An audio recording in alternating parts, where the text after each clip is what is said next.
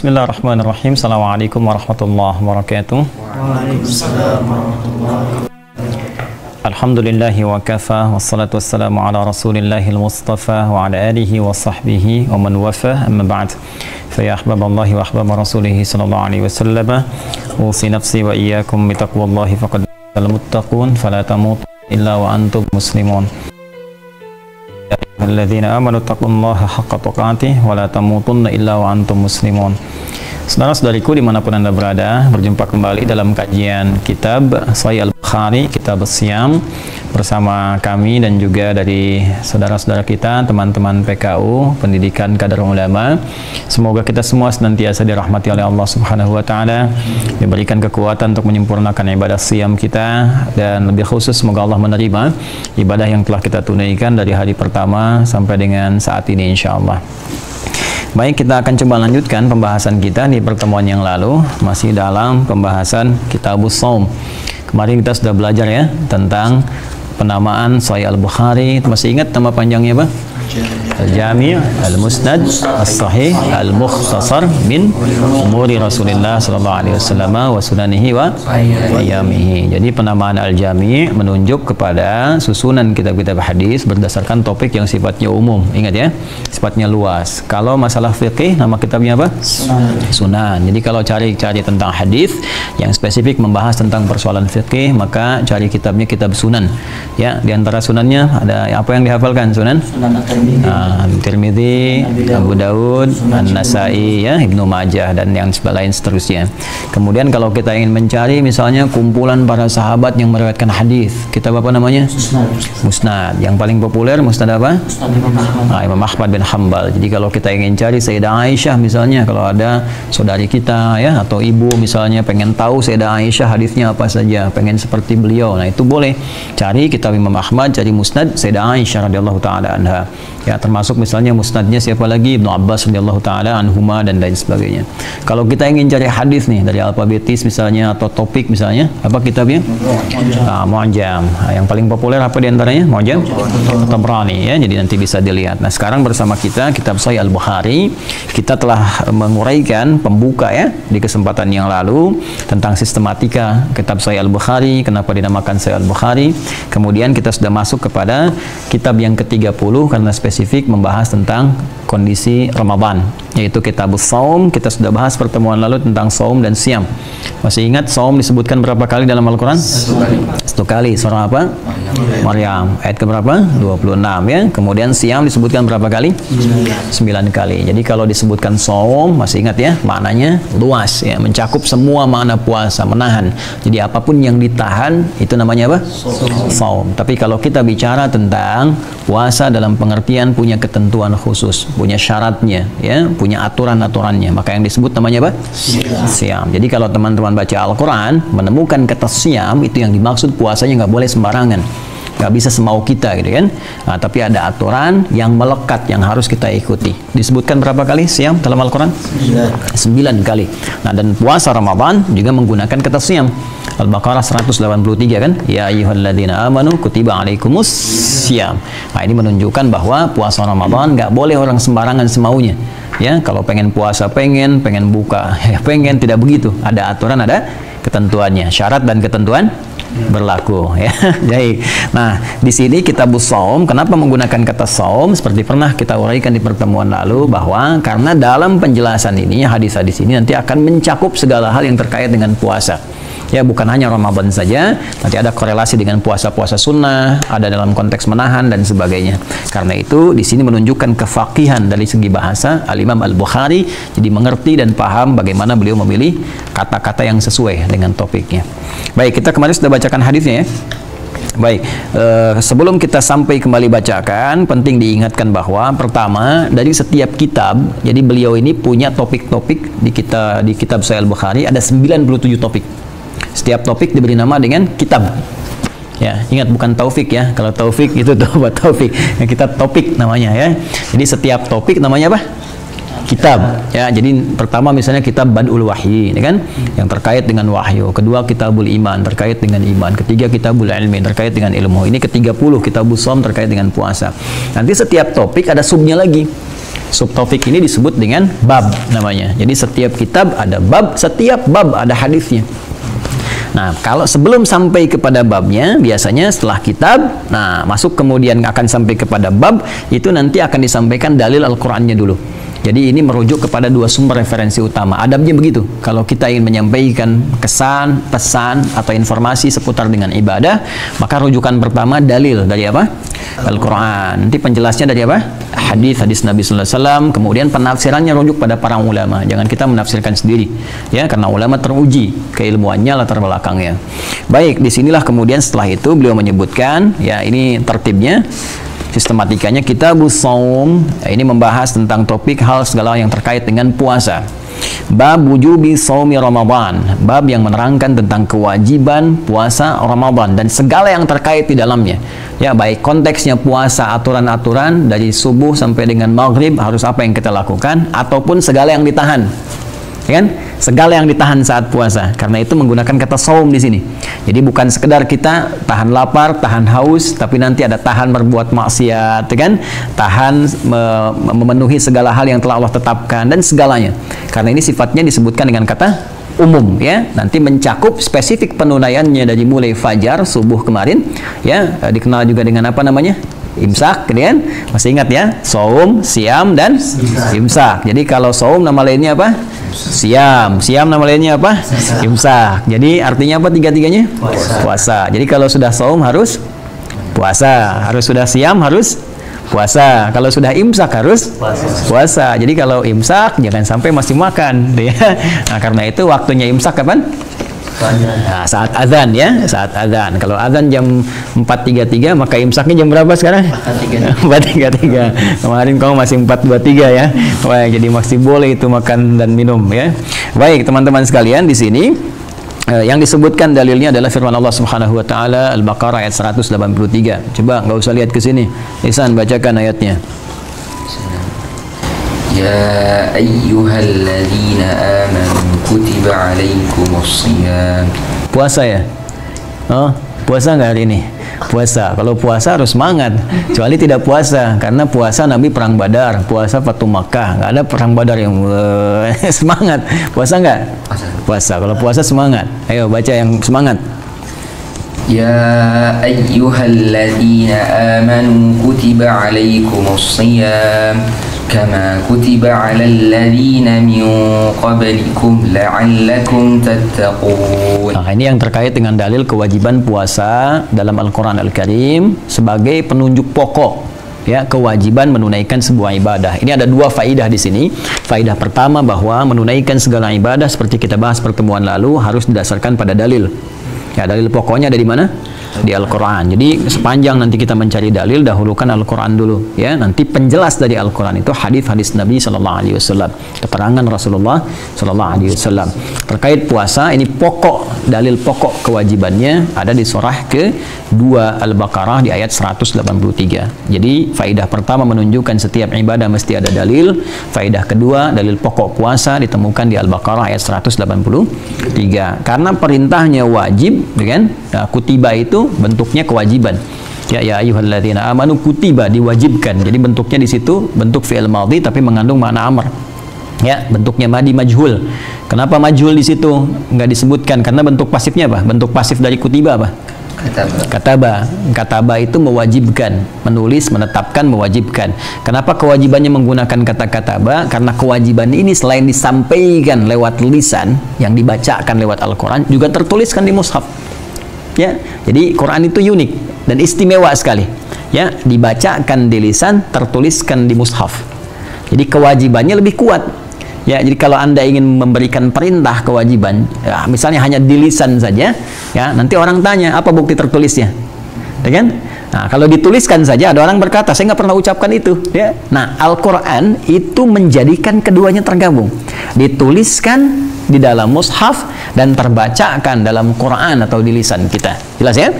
Nah, jadi ketika Allah sampaikan menggunakan kata kutiba, Anda jangan berkata begini, kata artinya menulis, gitu kan?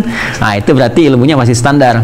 Karena yang di sini nanti ilmu loghahnya lebih berkembang. Jadi kataba itu bukan sekedar menulis, tapi mengungkapkan sebuah kewajiban yang kuat, yang saking kuatnya tidak hanya tersampaikan lewat lisan berupa firman, tapi juga tertuliskan untuk menjamin kekuatan di antara keduanya. Nah, kenapa bentuknya majhul, pasif, nggak aktif?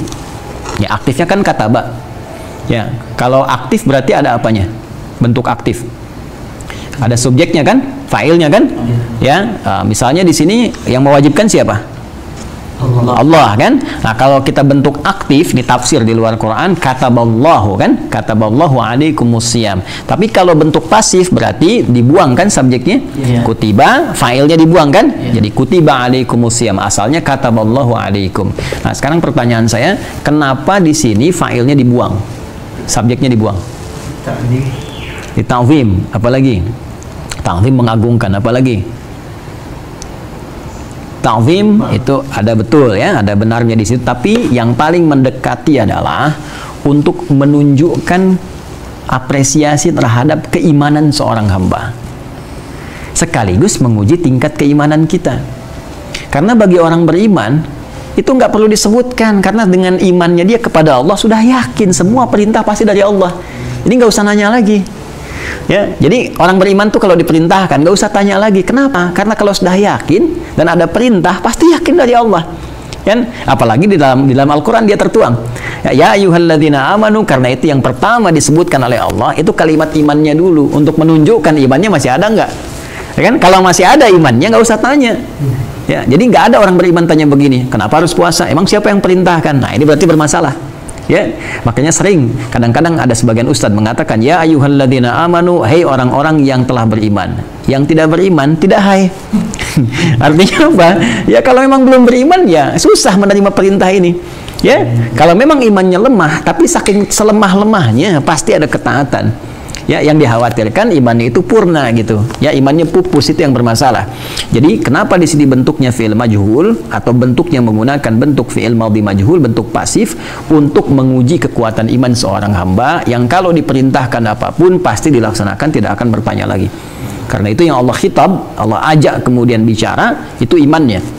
Ya ayyuhalladzina amanu, hai semua orang yang telah merasakan menyatakan dirinya beriman. Kalau masih punya iman, kutiba alaikumusiyam, tunaikan puasa, diwajibkan bagi kalian. Maka orang beriman akan mengatakan sami'na wa ata'na, siap ya Allah. Ya, dia nggak akan bertanya lagi siapa yang wajibkan. Ya, kalau nanti masih ada yang bertanya begitu, ini menunjukkan imannya kurang atau rendah sekali atau lemah atau bahkan ya menuju pada titik-titik yang paling mengkhawatirkan. Baik itu. Jadi ini dalil keutamanya, itu aja yang saya bahas. Nanti selebihnya kan sudah ada buku saya yang mana ayat puasa ya.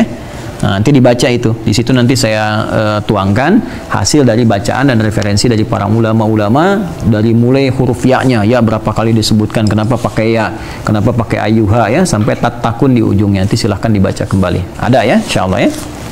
Baik, nah, kemudian hadisnya ini yang kita bahas. Jadi dari Al-Quran, kewajiban pertama, dalilnya dilacak di Al-Quran. Ini adab ya. Jadi kalau kita nyari dalil, nanti kalau sudah teman-teman nanti sudah mau ceramah ke masyarakat, sudah mau menyampaikan ilmu, nah ini adab ini dijaga. Jadi kalau kita mau menyampaikan perintah ibadah, informasi, maka runtutan pertama kali skema penyampaian kita adalah dalil Quran. Setelah itu apa? Hadis. Itu diurutkan. Nanti dari Quran dan hadis bagaimana syarah dari para ulama. Ya, dari kalangan sahabat, tabi'in sampai ulama-ulama sampai ke kita sekarang. Jangan dahulukan pendapat kita dulu. Ya, kita siapa gitu kan? Kita siapa? Jadi ini tertibnya dari Allah Subhanahu wa taala yang berfirman, kemudian Nabi SAW menyampaikan lewat hadis, setelah itu baru kemudian ke ulama-ulama dari kalangan-kalangan sahabat, kemudian tabi'in sampai ke kita. Jelas ya? Baik. Teruskan ya hadis yang kemarin kita bacakan. Ya, siapa yang baca ulang? Afaf baca. Haddatsana Qutaibah. Pakai qala dulu. Ya. Nah, qala itu begini, ini tertib di ilmu hadis. Jadi kalau kita katakan haddatsana, telah menyampaikan kepada kita. Siapa yang menyampaikan ke kita? Nah, ini kan Imam Al-Bukhari yang bilang haddatsana, menyampaikan kepada kami, kepada saya Al-Bukhari gitu kan. Nah, Afaf siapa? Kan? Nah, maka di ilmu hadis tuh kalau kita mau baca, orang ilmu hadis berkata qala. Ya, qala, telah berkata Imam Al-Bukhari, qala haddatsana, menyampaikan kepada kami. Jadi kalau kita mau baca hadis, pertama baca qala dulu. Ya, baik. Qala haddatsana Qutaibah bin Sa'id, haddatsana Ismail bin Ja'far an Abi Suhaib, Abi an Talha Ibnu Ubaidillah. Anna A'rabiyan. Baik, di sini kencangkan volumenya. Anna A'rabiyan. Anna A'rabiyan jaa ila Rasulillah sallallahu alaihi wasallam. Tha'ira ra'sin faqala ya Rasulullah akhbirni madza farad. Ingat kalau sudah ya pasti kesannya mansub. Ya Rasulullah, nggak mungkin jadi nggak ada ya Rasulu, pasti ya Rasulah. Ya, karena itu munada nanti kalau ada huruf nida panggilan ya kesananya kalau dia mudhaf ilaih. Ya, misalnya ya Rasulullah. Tapi kalau dia tunggal misalnya nama misalnya ya Adi pakai ya Adiyu misalnya kan, ya Ahmadu, ya Muhammadu. Seperti hadis Jibril, ya Muhammadun akhbirni anil Islam. Tapi kalau dia mudhaf ilaih maka ya Rasulullah. Ya, jelas ya? Teruskan. Ya Rasulullah akhbirni madza faradallahu alayya min as-salah. Teruskan. Faqala as-salawati al-khamsa illa an tatawwa'a shay'an. Terus. Faqala akhbirni ma faradallahu alayya min as-siyam. Faqala shahra ramadana illa an tatawwa'a shay'an. Faqala akhbirni bima faradallahu alayya min az-zakah. فقال أخبره رسول الله صلى الله عليه وسلم شرائع الإسلام فقال والذي أكرمك لا أتطوع شيئا ولا أنقص مما فرض الله علي شيئا فقال رسول الله صلى الله عليه وسلم أفلح إن صدق أو دخل الجنة إن صدق. Baik, wa akhrajahu Muslim. Ya, dan diriwayatkan juga oleh Imam Muslim nomor hadis yang ke-11. Jadi Imam Muslim juga ya di dalam Kitabul Iman, ya dalam Kitabul Iman. Jadi beliau juga punya kitab Sahih Muslim. Ya, nanti kita hadirkan ada 9 jilid syarah Sahih Imam Nawawi ya. Nanti suatu saat kita hadirkan juga sebagai perbandingan. Nanti di dalam Kitabul Imannya beliau menyantumkan juga ini dengan esensi yang serupa, maknanya sama. Tapi nanti ada penekanan redaksi yang beliau sampaikan. Jadi disebutkan di sana anna Arabiyan jaa ila Nabi sallallahu alaihi wasallam faqala, itu kan, dullani ya ala amalin idza amiltuhu dakhaltul jannata. Ya Rasulullah wa Rasulullah, mohon tunjukkan kepadaku satu amalan yang pokok, yang singkat saja. Ya, nggak usah banyak-banyak amalnya. Cari amalan sedikit saja, tapi kalau aku kerjakan masuk surga. Pinter ya? Iya kan? Pinter, modal dikit pengen keuntungan banyak kan? Nah, maka Nabi SAW jawab, faqala Rasulullah SAW, ya ta'budullaha wa la tusyriku bihi syai'a. Itu amalan pembukanya. Selanjutnya sama. Ya ta'budullaha wa la tusyriku bihi syai'a. Engkau menyembah Allah dengan sempurna, itu kan? Jangan berbuat syirik. Ya, sempurnakan ibadahmu, jangan berbuat syirik. Di antara yang menyempurnakan ibadah itu amalan pokok. Ini nanti yang disebutkan oleh Imam Al-Bukhari. Nah, saya bacakan dulu terjemahnya dengan tafsirnya. Baik, ya, di sini penting saya sampaikan, bagus ini ya kitabnya, jadi menunjukkan juga selain di Al-Bukhari ada di Sahih Muslim, ya kan? Hadisnya nomor sekian. Nanti ketika kita baca akan ada padanan-padanannya. Ya. Bismillahirrahmanirrahim. Saya bacakan langsung ke rawi terakhir, ya kan? An Talhah ibn Ubaidillah anna Arabiyan, bahwa seorang Arab Badui. Ingat ya, ada Arab, ada Arab. Itu beda. Saya ulang ya, ada Arab, ada Arab. Itu beda. Ya, kalau disebutkan Arab, nah ini banyak dalam Al-Quran, itu yang ditunjukkan orang Arab Badui, ya, dari padang pasir. Dan Baduinya, desanya Arab dengan kita itu jangan disamakan, berbeda. Ya, biasanya kalau kita dari daerah umumnya kan sopan ya, lugu gitu kan, menjaga diri dengan baik gitu kan. Nah, ini kalau di Arab Badui berbeda, karena kehidupannya padang pasir, iklimnya beda dengan kita. Padang pasir kan ya sudah pasir, kadang-kadang ada badai ya. Nah, terus mereka hidupnya nomaden. Nomaden tahu nggak? Nah, pindah-pindah. Jadi pindah-pindah karena ini lagi di sini terpa angin banyak badai, pindah lagi gitu kan. Nah, kira-kira begini, kalau kalian jalan di padang pasir, kemudian tampil beginilah, itu ada debunya nggak? Pasti ya ada ya. Nah, waktu di Sudan pernah ke padang pasir nggak? Pernah ya, terasa ya, gelap. Rambutnya begini ya, atau langsung acak-acakan? Rambutnya gitu nggak rapi nggak? Nggak kan, acak-acakan. Acak-acakan itu bahasa Arabnya tha'ir ra'si. Ya, jadi kalau orang-orang Baduy datang kepada Nabi, datang terus di hadis ada redaksi tha'ir ra'si, itu berarti dia telah menempuh perjalanan yang nggak mudah gitu kan, sampai rambutnya acak-acakan dan sebagainya. Jadi kalau ada istilah redaksi Arab, maka Arab mana? Baduy. Nah, karakteristik Arab Baduy di Arab itu beda dengan kita di sini. Sekali lagi. Jadi tadi ya keadaannya sering berpindah-pindah, iklimnya keras. Karena keras itu sifat mereka pun ada kerasnya. Kadang-kadang nggak konsisten, sekarang bilang A, besok B gitu. Ya, makanya di Al-Qur'an jelas kalimatnya al-a'rabu asyaddu kufra wa nifaqa. Ada lagi misalnya yang mengatakan beriman di lisan, hatinya nggak nyampe. Ada. Ya, ingat ayatnya? Ya, surat apa nih? Qalatil a'rabu amanna. Surat apa? Al-Hujurat. Ayat berapa?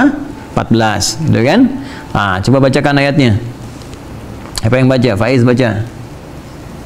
Qalatil a'rabu amanna qul lam tu'minu walakin qulu aslamna walamma yadkhulul imanu fi qulubikum. Stop, sampai situ dulu. Nah, kebayang nggak? Qalatil a'rabu amanna. Seorang Arab Badui berkata, gitu kan? Dia mewakili teman-temannya, kami telah beriman. Ya, Nabi kan nggak bisa menghukumi hati seseorang kecuali dengan petunjuk Allah. Turun wahyu mengatakan, kulam tu'minu, katakan pada mereka, kalian imannya belum serius tuh. Ya, baru di lisan aja, walakin qulu aslamna. Katakan kami baru masuk Islam, karena formalitas untuk masuk Islam itu kalimat syahadat kan? Syahadu an la ilaha illallah, syahadu anna Muhammadan. Nah, itu yang diucapkan pakai apa? Lisan, berarti baru di lisan. Nah, untuk menguji sampai nggak iman itu, kalimat itu ke hati kita. Kalau sudah sampai baru jadi iman. Mukmin namanya. Ya, jadi mukmin. Jadi kalau muslim mengucapkan di lisan, imannya nyampe lisan. Begitu iman nyampe ke dalam qalbi, maka berubah statusnya dari muslim jadi apa? Mukmin. Beda antara sampai ke hati dengan masih di lisan, itu beda. Ya, kalau di lisan tuh semua bisa berkata, ngaku. Ya, persis dengan orang berkata begini, aku mencintaimu gitu kan, itu kan di lisan. Nah, baru itu terbukti kalau sudah dituliskan di buku nikah. Ya, makanya kalian jangan main-main nanti ya. Nah, jangan macam-macam. Kalau ada yang bilang aku mencintaimu, kita buktikan aja. Nanti cinta kita di buku nikah, kan? Nah, BPKB namanya, buku pernikahan kita berdua. Catat, Izan. Ya gitu ya. Nah, iman juga begitu. Karena masalah iman keyakinan sama dengan cinta. Ya, harus sampai ke hati. Cinta kalau cuma di lisan nggak nyampe ke hati, nggak ada perhatian. Ya, ibu kalian, ayah kalian mencintai kalian dengan hatinya, makanya memperhatikan. Ada perhatian, dirawat, disayang-sayang dan sebagainya. Kalau nggak disayang kalian nggak akan dilihat, nggak akan diperhatikan. Ya, beda. Tapi kalau cuma cinta itu cuma di lisan, nggak sampai ke dalam hati, perhatian nggak akan ada. Sama dalam ibadah juga. Kita mengatakan cinta, mengatakan yakin kepada Allah, cuma nggak nyampe hati, maka nggak ada perhatian. Dipanggil sholat, nggak perhatian. Kan? Disuruh puasa, nggak serius. Begitulah keadaan iman. Makanya kalimatnya, walamma yadkhulul imanu fi qulubikum. Imannya belum sampai ke dalam hati, ke dalam jiwa. Jelas ya? Paham ya? Nah, jadi di sini kalau disebutkan Arab, ya tipikalnya begitu. Ya, tapi sebegitu-begitunya masih ada di antara mereka itu yang berjuang untuk ibadah, mencari bekal. Gitu. Anda bayangkan tuh, orang-orang Arab Baduy tinggalnya tidak menetap, sering diterpa badai, masih mau beriman, masih mau berusaha sungguh-sungguh gitu. Ya kan? Gitu. Dan dia datang kepada Nabi, berjuang datang sampai rambut acak-acakan. Ya kan? Nah, sekarang bandingkan dengan kita sekarang, hidup nyaman, tempat menetap baik, makan enak dan sebagainya. Masa nggak ada perjuangan untuk belajar? Ya kan? Bagi kalian gitu kan, kalian diberikan oleh Allah kesempatan untuk belajar, difasilitasi dan sebagainya. Kalau tidak dibalas dengan kesungguhan, dosa di hadapan Allah Subhanahu wa taala. Ya. Nah, jadi kita teruskan. Nah, makanya di sini kalimatnya anna Arabiyyan ja'a ila Rasulillah sallallahu alaihi wasallam tha'ira ra'si. Nah, ada kan? Tha'ira ra'si dalam keadaan rambutnya acak-acakan. Nah, kalau misalnya bukan orang Baduy, Arabnya disebut Arabun namanya. Arab itu kalau sudah disebut Arab berarti berpendidikan.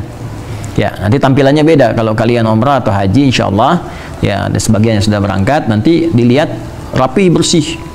Ya, orang-orang Arabnya itu berpendidikan. Kata-katanya itu biasanya halus, ya, biasa. Tapi kalau misalnya Arab yang nggak berpendidikan, dari padang pasir, nah itu biasanya kalau nawarin di Mekah, ya, kalimatnya kencang tuh. Ini, mobilnya banyak debu, gitu kan. Nah, kadang-kadang nggak stabil, ya, antara ongkos sekarang dengan jalan gitu. Nah, itu Arab namanya. Nah, kemudian fa'ira ra'si kalau dikonotasikan pada konteks kehidupan kita biasa, itu bisa diartikan juga dengan beruban. Ya, misalnya kita ingin melihat misalnya Syekh Syaibani fa'ira ra'si, bapak tua itu sudah beruban, ya kan? Nah, kalau saya misalnya bilang ihsan fa'ira ra'si, itu berarti banyak pikiran, jadi ubanan banyak gitu ya. Nah, jadi kalau kita ingin katakan untuk orang Arab Baduy fa'ira ra'si berarti rambutnya apa? Acak-acakan. Kalau acak-acakan berarti menempuh perjalanan. Dia menempuh perjalanan untuk bertanya pada Nabi demi menguatkan keislamannya. Itu kurang lebih. Faqala, dia bertanya pada Rasulullah SAW, ya Rasulullah SAW, akhbirni madza faradallahu alayya minas salah. Ya Rasulullah SAW, mohon sampaikan padaku apa yang Allah fardukan, yang fardu saja kepadaku dari salat. Ya, saya masuk Islam, saya sudah berislam, dan saya dapat informasi bahwa saya mesti salat. Terangkan kepada saya yang pokoknya saja. Kan? Yang pokoknya aja apa? Kalau yang tadi di hadis Muslim, dullani ala amalin idza amiltuhu dakhaltul jannah. Ya, cukup tunjukkan padaku amalan yang singkat itu kan. Nah, dari singkat itu yang fardu. Kenapa? Karena tempat kehidupan dia itu menyulitkan dia. Ya, dalam kondisi sulit ini maksudnya nggak ideal untuk yang sunnah-sunnah. Ya, untuk tahajud baru bangun malam angin datang kencang gitu kan. Nah, bisa tenda roboh macam-macam sebagainya. Dia pengen jaga, yang penting pokoknya itu nggak hilang gitu. Jelas ya? Nah, jadi dia tanya pada Nabi SAW apa yang pokok dari salat. Maka dijawab oleh Nabi SAW, faqala as-salawatil khamsa. Ya, as-salawatil khamsa di sini menggunakan ti, kan bentuk nasab dari jamaknya, kemudian khamsa sifatnya, ya. Jadi kalau muannas nanti sifatnya jadi disamakan dengan mudzakkar, ya. Misalnya ini kan asalnya salatun, ya, salatun khamsatun. Kalau jadi jamak salawat, jadi maka kembalikan ke mudzakkar khamsa. Ya, tapi kalau ke mufrad as-salatul khamsatu, ya kan? As-salatul khamsatu. Jelas ya, al-madrasatul ula misalnya kan. Nah, tapi kalau kita misalnya jadikan ke dalam bentuknya jamak, maka di sifatnya ini bisa dua sebetulnya, ya, bisa ke muannasnya, bisa ke mudzakarnya. Tapi kalau untuk menekankan kefasihannya menggunakan mudzakkar di sini. As-salawatil khamsa. Jelas ya? Nanti di bilangan adad namanya masuknya, nanti di bab adad. Bab adad itu bab bilangan, itu enggak seperti sifat-sifat biasa. Ya, adad itu kalau masuk kepada yang muannats dijamakkan, maka kecenderungannya menggunakan sifat mudzakkar. Baik, cukupkan olehmu itu menunaikan sholat fardu yang 5 saja, 5 waktu. Jadi ini menunjukkan sholat fardu ada berapa waktu? 5 ya, subuh, zuhur, asar, maghrib, isya. Ingat ya, kalau mau online terhubung dengan Allah, nomornya 24434. Ya, 24434. 2 sholat subuh, 4 zuhur, kemudian 4 asar, 3 maghrib, 4 isya. Ya, kalau salah pencet nomor berarti kurang sholatnya, ya. Nah, kurang sholat atau kurang rakaat atau kelebihan rakaat, ya. Jadi salah, nggak akan nyambung. Kalian salah pencet nomor nggak akan nyambung, ya. Mau nelpon Joni nyambungnya ke Cepi misalnya kan, kan nggak masuk gitu. Joni mana Joni? Belum datang ya? Nah, ntar kalau sudah datang ya, kita kenalkan dengan pemirsa. Ya, baik ya. Baik, bismillah, teruskan. Illa antatawwa syai'a, kecuali engkau mau berusaha keras. Tadi itu tasnya 2 tuh. Ya, sebetulnya bisa tatawwa, bisa tatawwa. Nah, coba bacakan Al-Baqarah ayat 158. Kan? Innas safa wal marwata min sya'illah. Faman hajjal baita wa i'tamara fala junaha alaihi ay yattawwafa bihima. Faman tatawwa. Oh, kan? Tatawwa kan?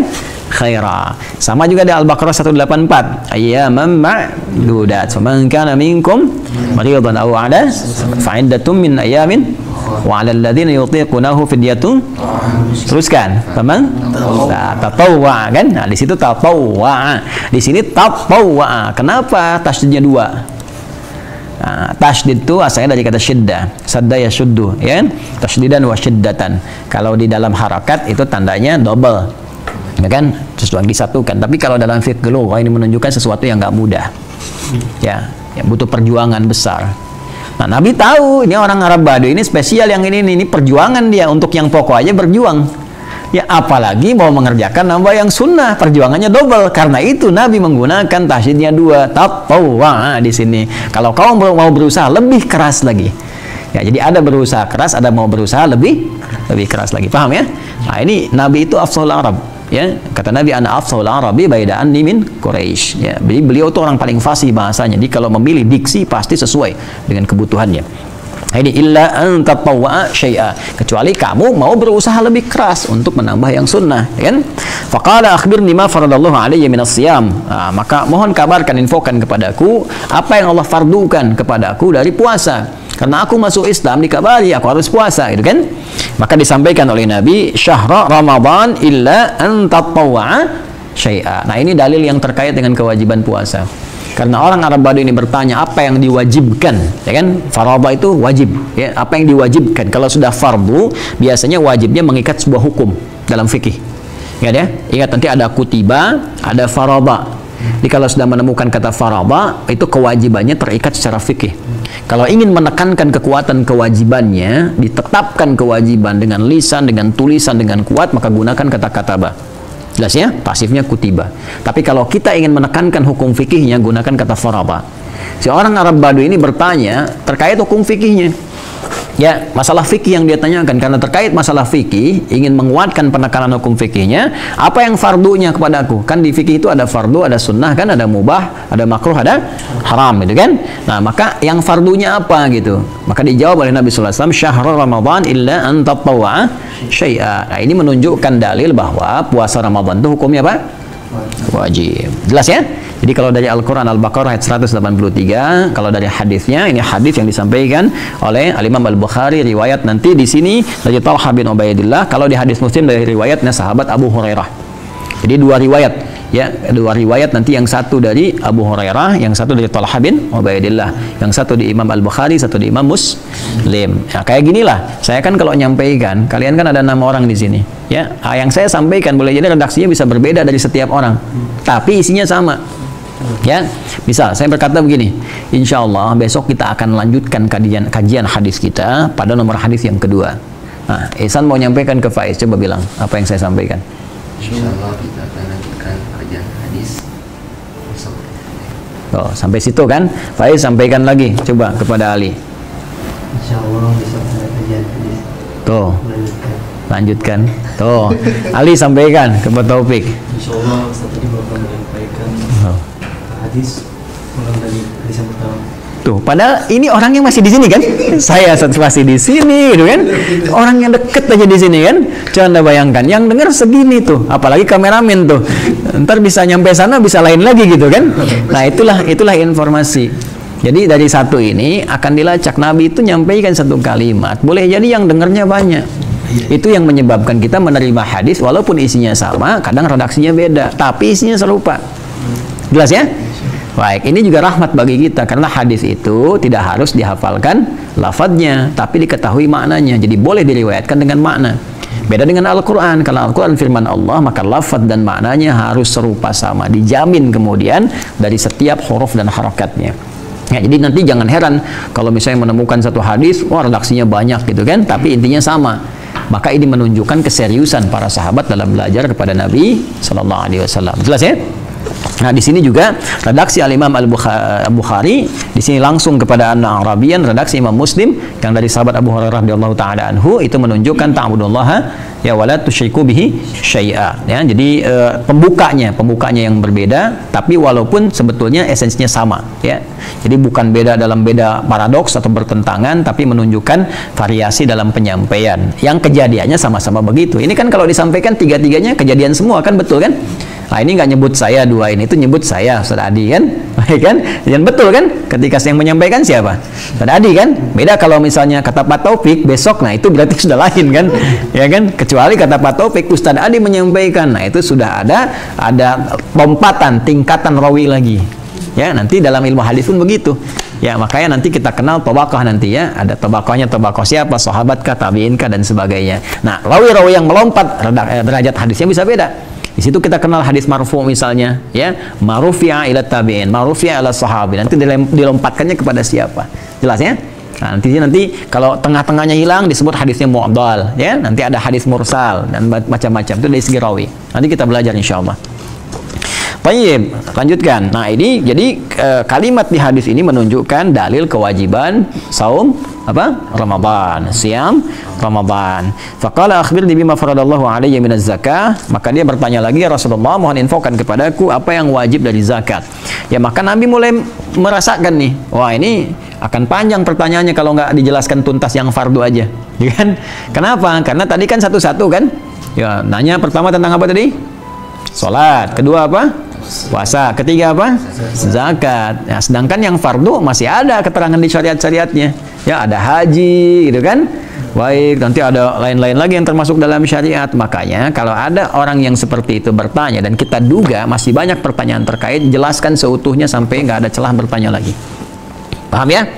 Nah, maka di sini dijelaskan oleh Nabi, fa akhbarahu Rasulullah sallallahu alaihi wasallam syara'i al-Islam. Maka Nabi jelaskan syariat-syariat Islam yang pokok. Nah, ini sudah gaya bahasa dari Al-Quran juga. Al-Quran ngasih manhaj kepada kita, ngasih jalan.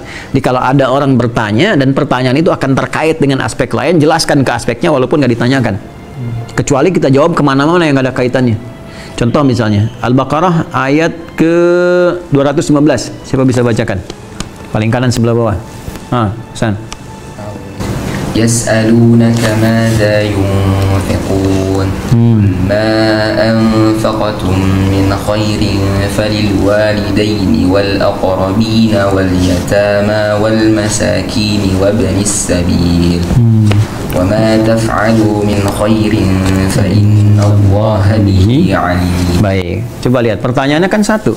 Yas'alunaka madza yunfiqun. Mereka bertanya kepada Muhammad sallallahu alaihi wasallam, apa yang harus diinfakkan? Jadi kalau mau infak itu apa yang harus diberikan yang paling bagus? Jawabannya kan itu kan? Jawabannya satu kan? Pertanyaan kan satu. Maka Allah jawab dengan dua jawabannya. Satu, qul ma anfaqtu min khair. Katakan Muhammad SAW, kalau mau infak yang terbaik apapun bendanya. Jadi kalau mau infak misalnya baju, ya bukan sekedar layak pakai, bagus gak dipakainya. Gak harus baru, tapi ketika orang itu pakai merasa nyaman gitu. Kalau layak mungkin dilayak-layakin bisa gitu kan? Nah, tapi nyaman gak orang itu pakai? Kalau uang, nyaman nggak diterimanya? Ya, kalian ngasih ke bank atau ke toko-toko aja, kalau lecek, ya, apa bahasa Indianya, the kill of the kumel, ya, kan belum tentu diterima ya, lecek banget, apalagi ke penukaran uang, ya, pengen beli dolar, oh ini lecek nih, nggak bisa diterima, gitu kan? Nah, ya masa tega-tega nian dimasukkan ke kotak infak, ya kan? Kalian urusan zakat mal yang lecek, zakat mal yang bagus, gitu kan? Itu kan nggak adil gitu. Ya, maka khair itu yang terbaik. Paling bagus. Demikian kita kalau ingin memberi. Nah, lalu Al-Quran teruskan, bukan sampai di situ. Falil walidain wal aqrabin wal yatama wal masakin wabnis sabil. Nanti orang ini pasti nanya lagi, kalau ada yang paling bagus kasih ke siapa? Maka sebelum bertanya kita jawab. Berikan yang spesial untuk orang tua dulu. Jadi kalau kita mau infak, mau ngasih, dahulukan orang tua dulu.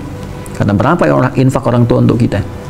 Ya kan? Nggak terbayang. Jadi jangan sampai infak jauh-jauh, ibu sendiri, bapak sendiri, ya berharap-harap, kan orang tua sifatnya nggak pernah minta.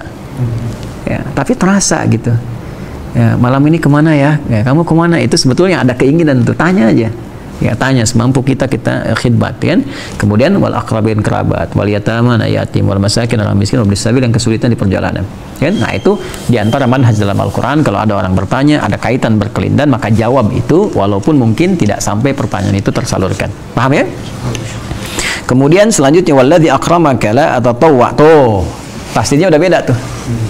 Ya kan? Nabi kan illa antat tawwa syai'a. Tapi orang ini jawab tuh walladzi akramaka la atatawwa. Pasti dia cuma satu kan? Dia tidak berkata la atatawwa, kan? Dia berkata la atatawwa. Nah, kenapa? Ini mirip sekali di surah Al-Kahf. Coba. Ketika Nabi Musa alaihissalam belajar kepada hamba Allah yang saleh Khidir alaihissalam, ya, jawaban Khidir selalu jawabannya selalu apa? La tastati' alaihi sabra. Ya, malam tastati' alaihi sabra. Coba bacakan salah satu ayat yang ada kalimat itunya. Qala innaka lan tastati'a ma'iya sabra. Qala innaka lan tastati'a, panjang ta'nya, tati'a ma'iya sabra. Coba setelah kemudian hikmahnya dibuka, kenapa kapal ditenggelamkan, kenapa anak diperintahkan harus meninggal dan sebagainya sesuai dengan ajalnya. Dzalika ta'wilu ma lam tasti 'alaihi sabra. Enggak tastati lagi. Lebih pendek lagi tasti. Kenapa jadi tasti? Karena sudah tahu hikmah. Ya, karena sudah tahu, oh ini rupanya hikmahnya, ini kejadiannya, makanya nggak penasaran lagi. Karena nggak penasaran, lafadznya nggak panjang lagi. Itulah nanti ilmu bahasa Arabnya ziyadatul mabna tadullu ala ziyadatul ma'na. Ya, jadi kalau kalimatnya pendek, maka lebih singkat maknanya, lebih paham. Panjang menunjukkan ada proses di dalamnya. Pada awal kenapa menggunakan tastati panjang? Karena belum paham. Tapi setelah kemudian mengerti, baru kemudian jadi pendek. Sama nanti mafatih dengan mafatih, ayatnya yang hilang. Nanti itu ada di Al-Quran, bisa kita temukan. Nanti dalam kajian tafsir kita ngaji ke situ ya. Jelas ya. Nah, di sini pun kenapa si orang Arab Badui mengatakan walladzi akramaka la atatawwa? Kenapa tasdid cuma satu? Karena udah jelas dari Nabi keterangannya. Ya, waduh ya Rasulullah, jangankan berusaha keras, lebih keras, berusaha keras saja rasanya saya susah gitu ya. Maka saya bersumpah demi Allah yang telah memuliakan engkau. Ini kalimat sumpah yang paling bagus. Biasanya ada orang mengatakan walladzi nafsi biyadi. Ya, demi jiwaku yang dipegang olehnya. Ini bersumpah dengan Rasulullah ya, demi kemuliaannya. Walladzi akramaka, ya Allah, aku bersumpah demi Allah yang telah memuliakan engkau. Ya, jadi dia tidak mengatakan bersumpah demimu ya, tidak, tapi demi kemuliaan Nabi sallallahu alaihi wasallam. Karena itu nanti biasanya gini, kalau orang memuliakan kita bahas mulia nggak? Ya kan? Nanti kita lihat apa balasannya orang yang memuliakan Nabi. Jadi ketika orang ini sumpahnya memuliakan Rasulullah, dia berkata la atatawwa syai'a wa la ankusu mimma faradallahu alayya syai'a. Ya Rasulullah, saya bersumpah demi yang telah memuliakan engkau, saya akan konsisten mengerjakan yang fardu saja, karena kesulitan saya mengerjakan yang sunnah. Jadi mungkin saya nggak bisa kerjakan yang sunnah, tapi saya konsisten dengan yang fardu. Maka apa jawab Nabi? Faqala Rasulullah sallallahu alaihi wasallam, aflaha in sadaqa aw dakhala al-jannata in sadaqa. Perhatikan, ketika seseorang memuliakan Rasulullah, Rasulullah balas dengan kemuliaan di lisannya berupa doa. Aflaha in sadaqa aw dakhala al-jannata in sadaqa. Kalau dia benar dengan apa yang dia sampaikan, komit masuk surga. Nah, jadi kalau kita mau balas orang dengan lebih baik, ya, masa kalian dikasih Mercy dibalas power bank kan? Nah, jadi kalau kita mau ngasih harus lebih baik gitu kan. Kalau orang kasih ucapan salam, doa assalamualaikum, balas lebih baik, waalaikumsalam warahmatullahi wabarakatuh. Itu konsep kita, di ucapan aja udah begitu ya. Makanya kalau belajar Islam benar, masuk Islam semoga bumi jadi baik semua ya. Jadi nggak mungkin jadi teroris tuh ya. Kalau kalian yang aneh-aneh jangan diikutin ya. Nah, belajar dengan saya nggak mungkin kalian bertindak yang jelek ya. Saya saja melarang kalian mencela orang, apalagi melakukan tindakan yang kotor ya. Jadi itu, seperti itulah dalam Islam. Nah, ada ayat di Quran, masih ingat kalau dikatakan salam kepada kita jawab yang lebih baik. Ingat ayatnya? Siapa yang mau baca? Musa baca. Bismillahirrahmanirrahim. Wa idza qayyitum bi tahiyyatin fahayyu bi ahsana minha aw rudduha. Innallaha kana ala kulli syai'in hasiba. Surat apa itu? An-Nisa. Ayat berapa? Ayat 86, posisi paling kanan sebelah bawah. Udah ya? Time, alhamdulillah. Jadi itulah yang disampaikan. Jadi di sini kesimpulan pertama bahwa ini dalil yang menunjukkan kewajiban puasa Ramadan. Jadi kalau kita ingin mengerjakan ibadah mesti ada apa? Dalil. Dalilnya dari apa? Pertama, Quran. Kedua apa? Sunnah hadis Rasulullah SAW. Ini juga menunjukkan kepada kita betapa pentingnya memelihara amalan-amalan pokok, kan? Nah, yang pokok jangan sampai kemudian karena kesibukan yang pokok pun terabaikan. Cita-cita surga itu paling aneh semuka bumi itu ya. Cita-cita surga tapi menunda-nunda kewajibannya ya. Untuk membuka pintu surganya malas, bagaimana bisa masuk ke pintunya? Sholat itu kan pintu surga, puasa pintu surga. Pengen ke surga nggak pengen buka pintu, itu siapa gitu kan ya? Ada nggak yang begitu ya? Pengen ke surga nggak pengen buka pintu, kan aneh tuh ya. Tapi dikasih sembako ngantri luar biasa ya. Coba deh kalian kasih pengumuman ya. Pengumuman ini contoh ya, contoh, bukan harus dilakukan, ini contoh gitu. Kalau kalian kasih pengumuman nih di broadcast misalnya kan, siapa yang ke Masjid Al Ihsan tarawih malam ini dapat amplop misalnya dari Ustadz Taufik masing-masing 500.000. Yang Ustadz Adin dan Ustadz Taufik masing-masing berapa? 500.000. Coba dari asar rame nggak? Rame. Ngejar 500.000, jangankan 550.000 aja ngantri kok. Coba silakan tuh, manusia gerobak, manusia karung, manusia macam-macam tuh bakal kumpul tuh ya, termasuk orang-orang yang umum juga bakal kumpul. Sepanjang menerima informasinya 50.000, demi 50.000 Anda datang sebelum waktunya demi surga, Anda bermalas-malasan gitu. Nah, jadi ada sesuatu yang penting kita perbaiki cara berpikir manusia pada saat ini, dan jangan ikut-ikutan ke situ. Biar yang tersesat setan saja, kalian jangan ikut ya, jangan ikut. Wala tattabi'u khutuwatis syaitan. Surat apa itu? Al-Baqarah pertama kali disebutkan, ayat berapa? 168, posisi paling kanan bawah. Ya ayyuhan nasu kulu mimma fil ardi halalan thayyiban wala tattabi'u khutuwatis syaitan innahu taib.